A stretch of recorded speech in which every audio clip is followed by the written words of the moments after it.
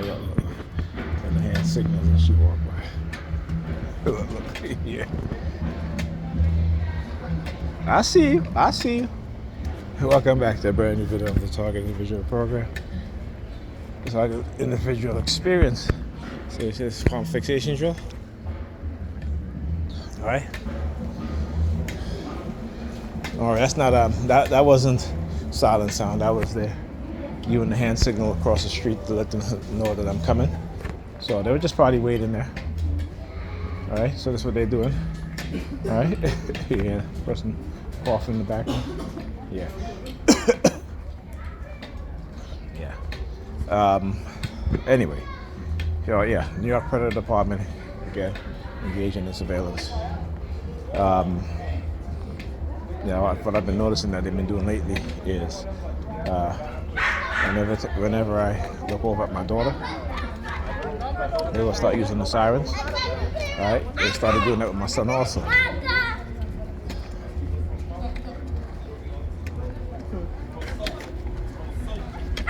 Okay, so you saw how the car turn on their hazard light in the vehicle. Alright, let me see if she's getting into that vehicle there. Nope, she's not. She's passing the vehicle. So, yeah, that's what they do. They will use the vehicle that is parked up, and as I walk by it, they will open and close the door so I can, the flash of the light, you know, the orange light, the orange yellow light in the back of their vehicle, or if they're sitting in their car, they will use their brake lights. All right. Again, showing you guys exactly what they did, and what they do. The use of, again, brainwashing, programming, and surveillance to, again, because they know what they did to you, so they don't want you to seek revenge, or they try to prevent you from seeking revenge. So they have to engage in now this aggressive form of surveillance. All right? And so they'll have those in the community engaging in, and it's not just psychological harassment, right? It's covert psychological warfare, psychological terrorism, as well as covert warfare in which those in the community and people, they're perps, agents that will engage in covert drugging, covert psychological manipulation, as well as trauma-based conditioning, right? Using honey traps, right? Using, weaponizing men and women to use against you, and using also sex as a weapon. Sex as a weapon to use it to try to accuse you of certain things because, you know, they want to extort money from you, right? Or the threat of trying to make you a servant to them, right? And also sex as a weapon in terms of giving, you know, spreading and transmitting STDs, right? That's what they have these men and women engaging, right? And particularly, like I said, in the black community, where you have, particularly amongst young people, right? And now, particularly because you look at the statistics now, a lot of black men are beginning to realize what's going on. So out of all group of men, black men are the number one in terms of men who are using prophylactics, right? Using condoms, more than any other group, right? And so, you know, black men, we understand. A lot of us understand. It's black women that we have to make understand what's going on, right? Particularly how they engage in manipulation and the mindset that they have towards each other also, right? So, for example, you'll have these men, and you see these women chasing after them because they're driving nice cars. And even though this guy has a girlfriend, they'll still get into relationships with that individual, okay? So they are sleeping with other women's husband, other women's men, right? Because again, they want to, their ego, right? Puts them on the hunt to try to take away other black women husbands, other black women men. I was about to say, now we're gonna walk and then the bus is gonna pass. So like, you can't only blame the man, but you also gotta blame the woman. If she knows that you got a girlfriend or wife, okay, but she's still engaging in this sort of behavior, then you have to blame the woman, because you can always say no. Okay? But again, this is how they're conditioned, right? We are conditioned into that sort of behavior pattern, that sort of mindset, which again, this is menticide. This is how we destroy ourselves, right? Each other, our family, our relationships, because it's menticide. And you have to become conscious of your subconscious programming, therefore to change, right? So you can, and you gotta have people around you who can help you to recognize certain things. Okay? And, like, when I was upstairs, Pam asked me about watching the kids again because she couldn't find anybody. Like I said, I've told her this months and months ago. And every time she's like, hey, I this and that and such, and, So one of the things that I said to her, like I said to her tonight, I said, what would be a good start is that you apologize. I said, because, the fact that you curse at me and cursing me out because I wouldn't fix your toilet, and you talk about you out of anger. It's not out of anger, that's how you really felt. Because am I supposed to fix your toilet? Am I a plumber? Okay? And on top of that, if something happens, right, you are a homeowner, it's your apartment, right?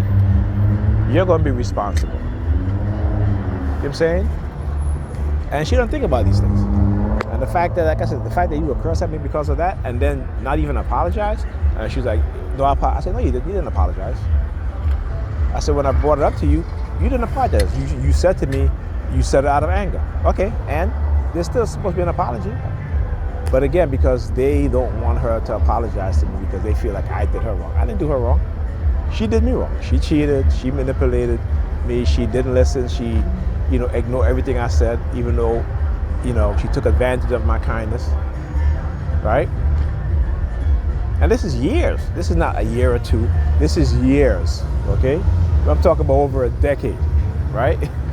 My son is 14 now, so I want to say over a decade, but I would say within the past 5 years, 6 years, okay? Which is a damn long time, okay? A damn long time, and I'm still, even though, again, never get back into another relationship with her. That happened. That we already sailed past that. Yeah, fuck you too. We already sailed past that boat. All right, we already sailed past that boat, and again, it's the attitude. Has she not have been so not just negative but nasty towards me and somewhat abusive, right? I would have been able to say, okay, to get therapy, but no, because she has chosen her allegiance to the predators on the police department who are protecting her and giving her, the honey traps that she so desire, but all she's getting out of it is not relationships, you know what I'm saying? But this is what they do. They'll dangle the carrot in front of your face. When I think, like I said, give you guys an example, like I said, when I used to meet some of these beautiful women, and at the time I didn't even think about it. I'm like, damn, every woman that I met is gorgeous. Like even with Pam, like I thought she was gorgeous at the time, Do I still think she's attractive? She's attractive physically, but on the inside, she's not, and she has become unattractive to me. Okay. And so this is the thing that, again, what it is that they're doing. This is how they're conditioning women. So when you see men, particularly black men, are becoming unattractive to black women, is because of their attitude, right? And it's because of their hyper masculine ways. Okay, again, which no other group of women exhibit this sort of behavioral trait or even psychological trait. Okay,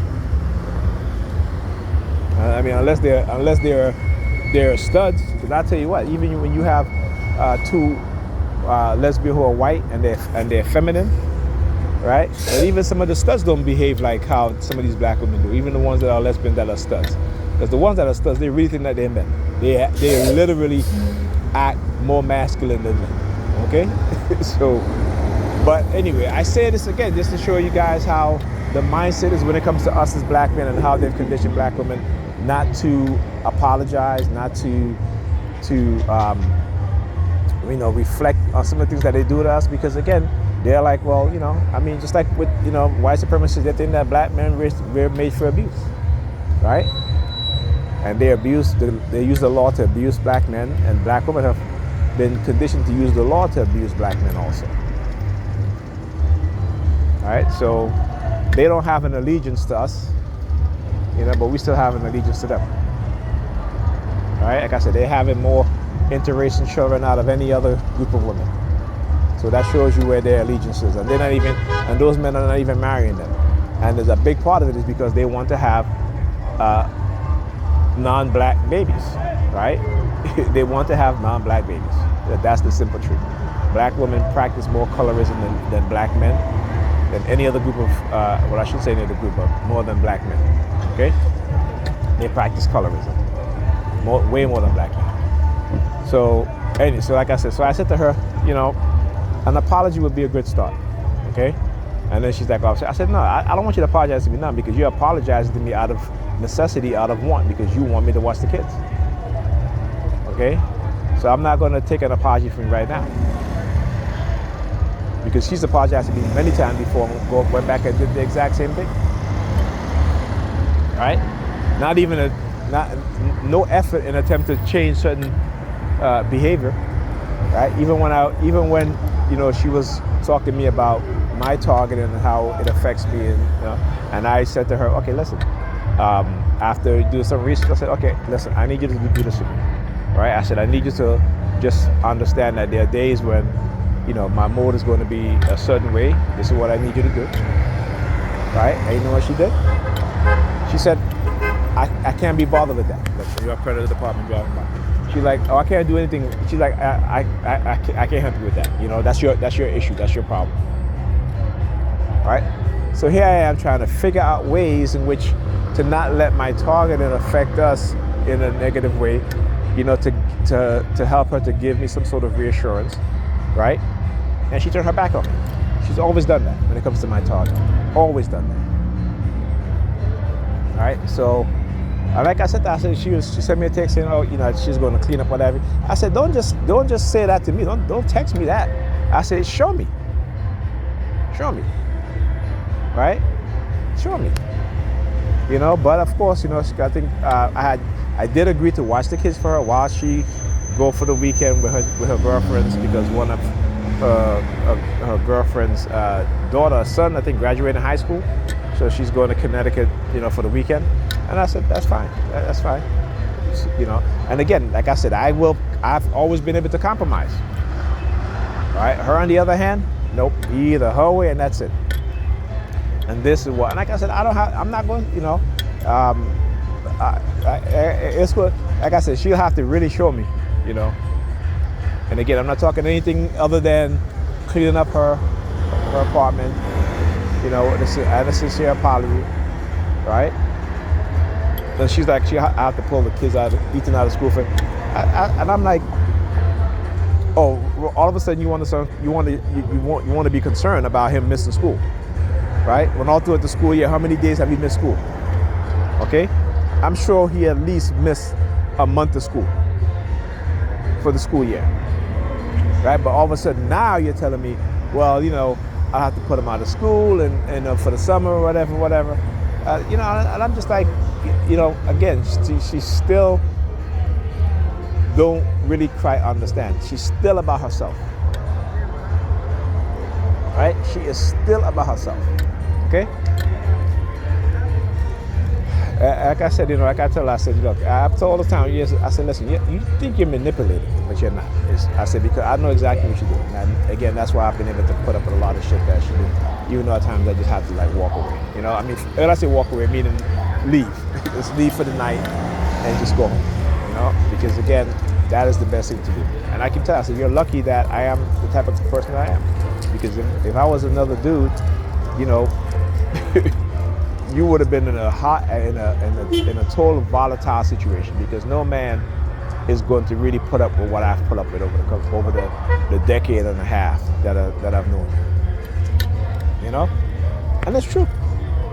It's true. All right. So this is but like I said, she's still about herself. Still about herself. So. Like I said, no compromise. She'll, do things out of necessity and not out of desperation. Like I said, I told her this months ago. She could have made plans. She could have said stuff. She could have did all that.